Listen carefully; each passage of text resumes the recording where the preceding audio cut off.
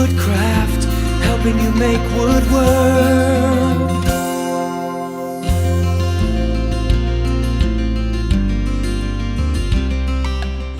For center finding, one of these is indispensable. They're cheap, they're easy to use.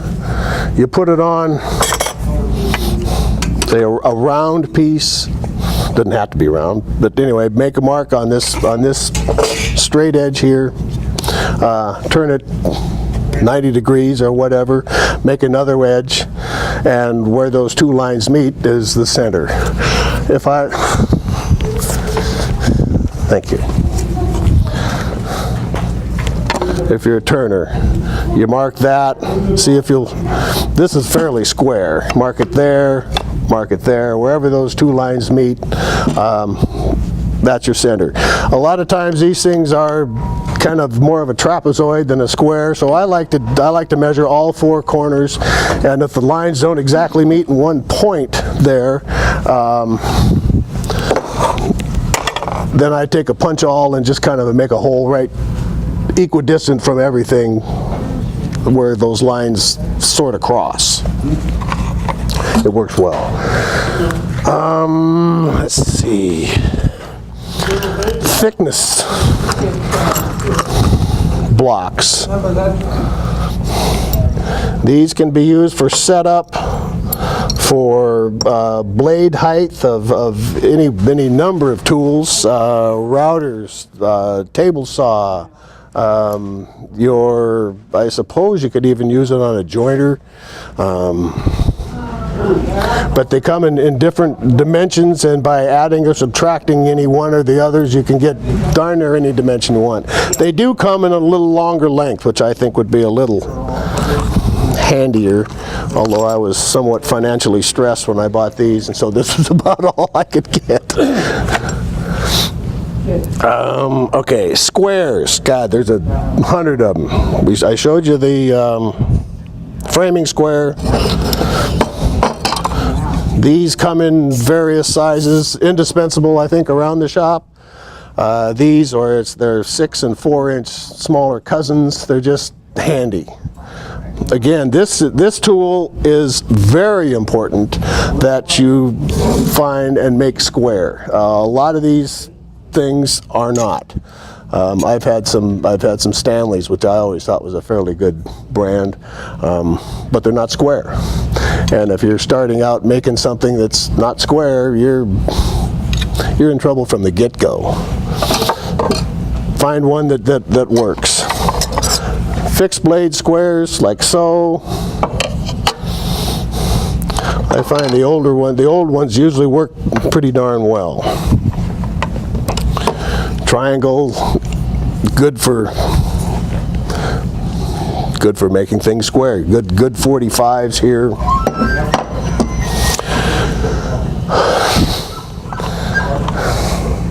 Sorry about that. That's all right. Where's my rifle?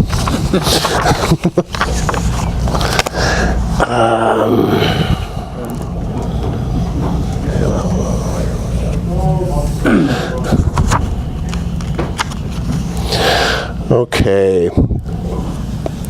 When you're working on a piece, you got a raw piece of lumber and you're measuring it out. The first thing you should do is square off one end. Cut the thing off so you know it's square to the edge. There's a lot of times when the end can be a little skewy. You measure from one edge of the thing down here 3 feet, and from the other edge it's going to be off maybe an eighth or whatever. Most lumber that you buy these days is a little bit long, just so that you can compensate for that and still end up with say an 8-foot piece or what have you. But square the thing off. Let's see what else. For angles, we already kind of touched on that. Sliding T-bevel, also very handy for measuring different angles. You measure one, you lock it in place. There are different locking mechanisms, but lock it in place and then transfer that angle to whatever else you're working on.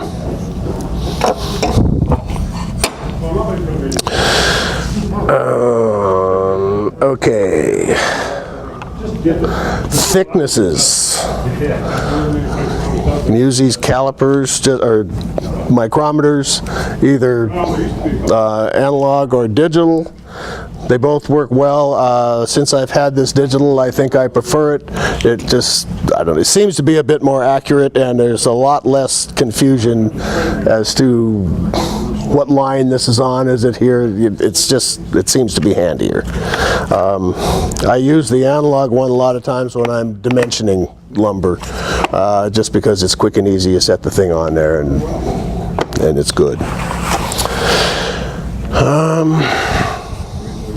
A marking gauge for mortise and tenon work. Indispensable. You set this to whatever thickness you want your shoulder on a tenon or inset for a mortise. Just put that on your piece, mark it. It's also used for dovetails, for the depth of your dovetails.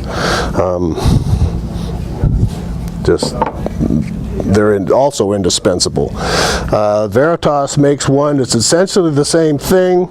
This does have two cutting edges, so you can mark both left and right, or front and back, or both sides of a mortise or a tenon at once without having to turn the thing around and go the other way. This is awfully handy. Thickness gauges.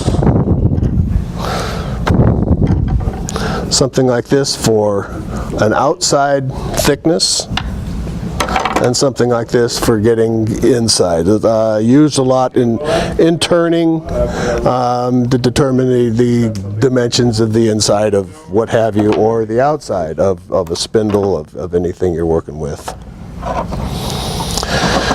Let's see. For making your own moldings, a device like this is awfully handy. You put this up against your sample molding. This is just a gross example of it, but say it fit right in there, and then you just take on your new stock, place this, trace it out, and then cut your new molding like so. They're kind of handy. These come in either plastic like so, or nylon, or whatever this is. There is a metal version too, and the teeth, or the, well, whatever these are a little bit thinner. I think they might be a little more accurate, but these as far as I've used these, they work just fine. Thickness of a, you can use something like this just for board thickness. Just this comes apart, and you just squeeze it in, and then read down here on your gauge how thick that is. You can kind of make your own square with something like this. It fits on, it's designed to fit.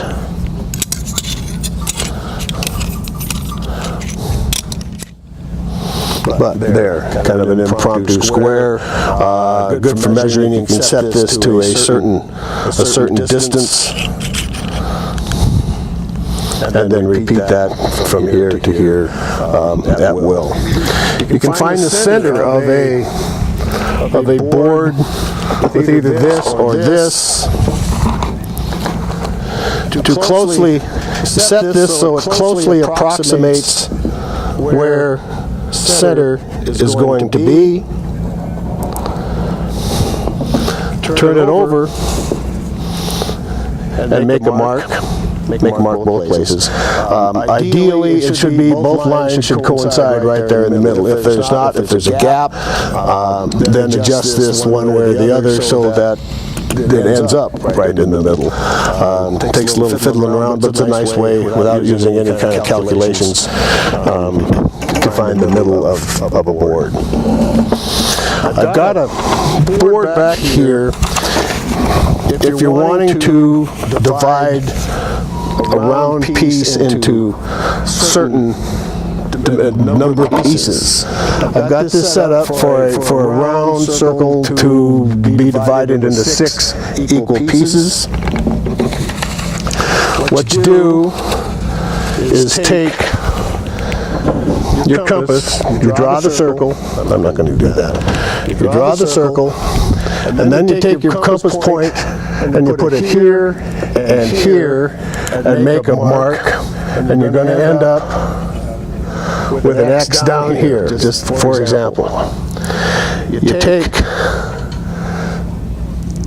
a ruler and go and make a line between here, here, and all the way across. And then, now you set your compass to here and make a mark, and it's going to end up here, and then you go here, and here, here, and here, and just keep going around, and you're going to end up with equal pieces. Let's see, what did I forget?